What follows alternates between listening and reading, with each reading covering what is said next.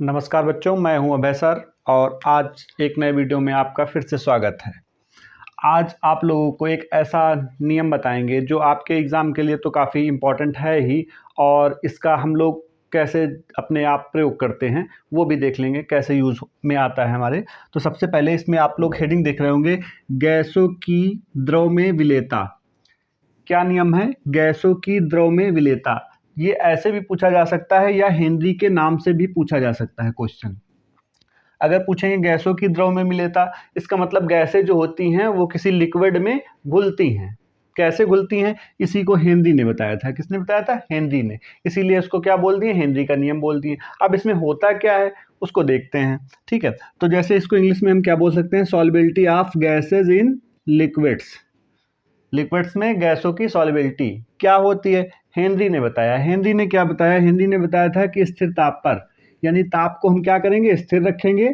स्थिर ताप पर किसी विलायक के इकाई द्रव्यमान, विलायक के इकाई द्रव्यमान में घुली गैस, यानी किसी विलायक में ही गैस घुलेगी। तो विलायक में जो घुली गैस होती है वो उसकी मात्रा जो होती है उसके गैस पर, किस पर? गैस पर दाब के समानुपाती होती है।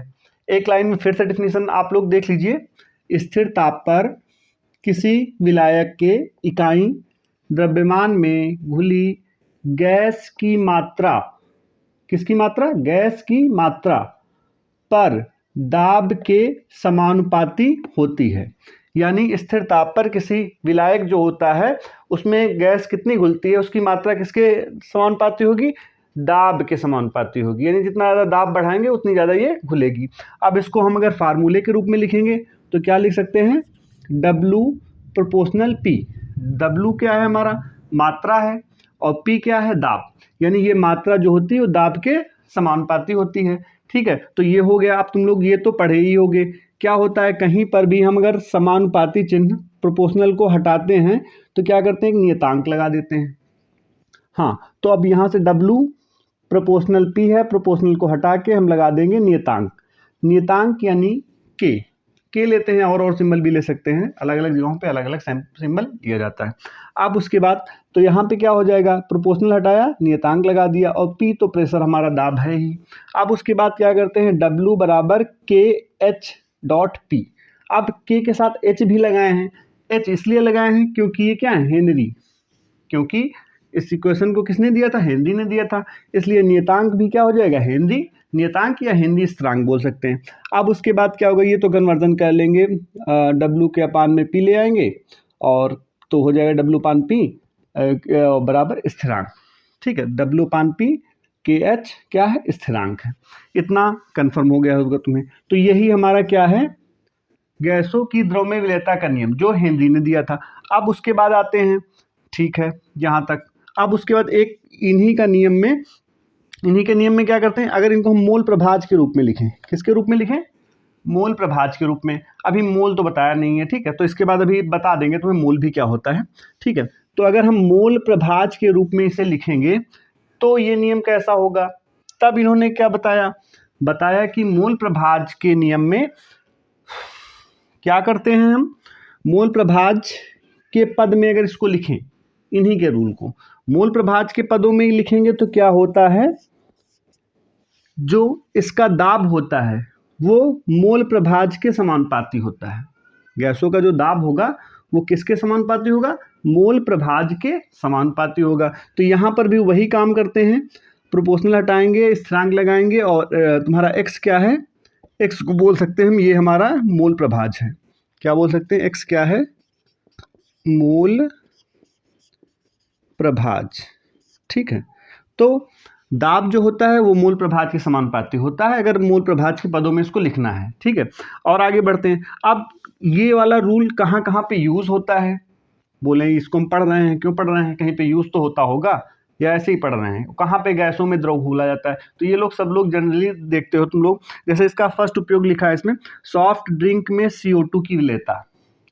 सॉफ्ट ड्रिंक में CO2 की विलेयता। अब सॉफ्ट ड्रिंक क्या होती है? सॉफ्ट ड्रिंक जो तुम लोग पीते हो, जैसे तुम्हारा थम्स अप और क्या कोको कोला, माजा, स्प्राइट, ये सारे हमारे क्या हैं? सॉफ्ट ड्रिंक हैं। थम्स अप में होता क्या है, अच्छा कभी कभी तुम लोगों ने देखा होगा थम्स अप में होता क्या है, थम्स अप खोलते हो तुम लोग तो उसमें एक प्रेशर निकलता है, क्या निकलता है, प्रेशर निकलता है, और उसको खोलने के बाद पीते हो, थोड़ी देर में पी लेते हो तो वो तुम्हें अच्छा लगता है, टेस्ट लगता है, और उसके बाद अगर उसको खोल के पीने के बाद थोड़ी देर के लिए उसे रख देते हैं, रखने के बाद क्या होता है तुम लोग खुद ही जानते हो, मीठा मीठा सा लगने लगता है और उसका टेस्ट बिल्कुल समाप्त हो जाता है। क्यों समाप्त हो जाता है टेस्ट, इसलिए समाप्त हो जाता है क्योंकि इसमें CO2 जो उसको हम एयर टाइट करके क्या करते हैं, कोल्ड ड्रिंक को यानी सॉफ्ट ड्रिंक को एयर टाइट करके भरते हैं, उसके ऊपर का ढक्कन देखो, नॉर्मल ढक्कन नहीं लगाते हैं, उसके ऊपर एयर टाइट ढक्कन लगाते हैं। तो एयर टाइट जो इसका ढक्कन लगाते हैं उसमें क्या करते हैं, CO2 को एयर टाइट करके प्रेशर के साथ भरते हैं, जिसके कारण ये CO2 क्या होती है, सॉफ्ट ड्रिंक में डिज़ोल्व हो जाती है। जब डिज़ोल्व हो जाएगी तो क्या हो जाएगा, ये आपस में विलय हो जाएगी और उसका प्रेशर बढ़ा देगी, जिसके कारण क्या होता है, हम लोग खोलते हैं तो ढक्कन तेज़ी से ऊपर आने लगती है। ठीक है, तो ये हो गया। और दूसरे में कहाँ पे यूज़ करते हैं, दूसरे में यूज़ करते हैं गोताखोर। गोताखोर वही जो समुद्र के नीचे जाते हैं, पीछे छोटा सिलेंडर रख टांगे होते हैं अपने, तो उसमें करते क्या हैं ये, उसमें नॉर्मल सी बात है, पानी के अंदर तो हम ऑक्सीजन नहीं ले सकते हैं, तो उसके लिए क्या करते हैं, ऑक्सीजन का सिलेंडर लेके जाते हैं। अब इस ऑक्सीजन के सिलेंडर में हीलियम गैस को भी साथ में रखते हैं। क्या करते हैं, ऑक्सीजन को किसके साथ मिक्स करके रखते हैं, हीलियम के साथ रखते हैं। अब हीलियम के साथ क्यों रखते हैं, हीलियम के साथ इसलिए रखेंगे क्योंकि ये इसके ऑक्सीजन और हीलियम क्या होगा, आपस में डिज़ोल्व हो जाएगी, और इसको थोड़ा सा प्रेशर, हाई प्रेशर करके भरते हैं, क्योंकि ये दोनों आपस में डिज़ोल्व हो जाएं, और ये जो होती है नॉन रिएक्टिव गैस होती है, इतनी जल्दी रिएक्शन नहीं करती है, तो जिससे क्या होता है कि ये जाते हैं तो वहाँ पे हम आसानी से सांस ले सकते हैं, और उसके बाद जब वहाँ से आते हैं बाहर, क्योंकि पानी के अंदर का दाब दूसरा होता है, पानी के अंदर 5 फीट 100 फीट 50 फीट नीचे जाने के बाद क्या होता है, प्रेशर चेंज होता है, वहाँ पे प्रेशर दूसरा होता है, और ये हीलियम जो होती है ये प्रेशर को मेंटेन करती है, प्रेशर से वर्क नहीं करती है, और आपस में वर्क नहीं करती है, प्रेशर बना रहती है। फिर उसके बाद क्या होता है, जब ये हम लोग बाहर आ जाते हैं, बाहर आने के बाद क्या होता है, हमारे बॉडी में क्या होती है, ऑक्सीजन जो हमने सिलेंडर से ली है वो हमारे ब्लड में ऑक्सीजन होती है, तो होता क्या है, हीलियम होती है, तो वो ऊपर आने के बाद क्या होता है, प्रेशर चेंज होता है, बॉडी का प्रेशर चेंज होगा, तो ये जो होती है इससे रिएक्शन नहीं करती है, और रिएक्शन नहीं करती है तो हमें बाहर से आने पर क्या होगा, दर्द महसूस नहीं होगा और कोई समस्या खास नहीं होगी, मूर्छा भी नहीं आएगा। अब देखो अगला इसका मेन एग्जाम्पल ये है, फेफड़ों में, हाँ फेफड़ों के रक्त में O2 और CO2।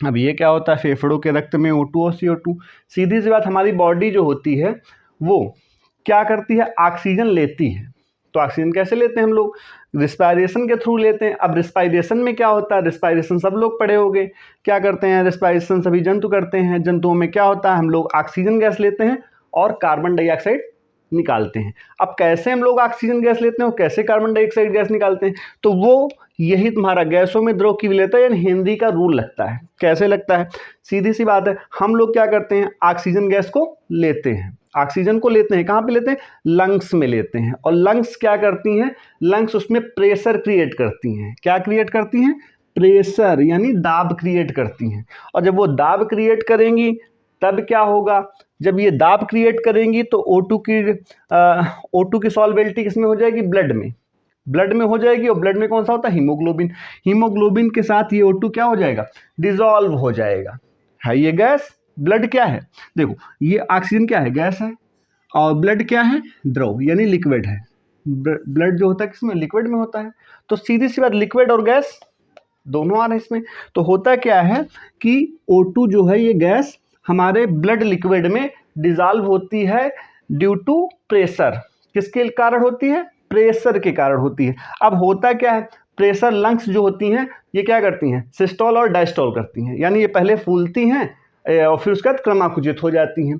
जब फूलती हैं तो प्रेशर क्या होता है, बढ़ जाता है, और फिर उसका क्या बोलते हैं, हाँ पिचकना या संकुचन करना, जब वो संकुचन करती हैं तो ये प्रेशर डिजॉल्व करके ब्लड के साथ हमारे बॉडी में ट्रांसफ़र कर देती हैं, और फिर यही प्रोसेस चला करती है। फिर ब्लड जब हार्ट से होके फिर दोबारा जब आता है तो उसमें क्या होता है, हमारी बॉडी की कार्बन मिक्स हो जाती है, और वही कार्बन आके हार्ट में पहुंचने के बाद क्या होता है, प्रेशर रिलीज होता है। क्या होता है, प्रेशर रिलीज होता है, यानी दाब कम पड़ता है। जब दाब कम पड़ता है तो क्या होता है, ये कार्बन और ऑक्सीजन वाला दोनों बाहर आ जाता है, और वहाँ से कार्बन डाइऑक्साइड रिलीज हो जाती है, और हमारा क्या बोल सकते हैं, द्रव, लिक्विड फिर बॉडी में ट्रांसफ़र हो जाता है। तो ये हो गए तुम्हारे गैसों में द्रव की विलेयता। और ये याद रखना आप लोग, क्योंकि कोल्ड ड्रिंक में तुम्हारा ये थम्स अप, कोको कोला, इन सब में यूज़ होता है, और गोताखोर भी ले जाते हैं। किसका नियम, हेनरी का नियम, गैसों की द्रव में विलेयता का नियम। और फेफड़ों वाला भी, क्योंकि एग्जाम्पल वो लोग दे देते हैं, 4 ऑप्शन चूज़ करो, तो ऐसे ही तुम लोग क्लियर कर सकते हो अगर समझ गए होगे तो। अब आते हैं, कभी कभी इनसे पूछ लेते हैं कि सीमाएँ क्या हैं।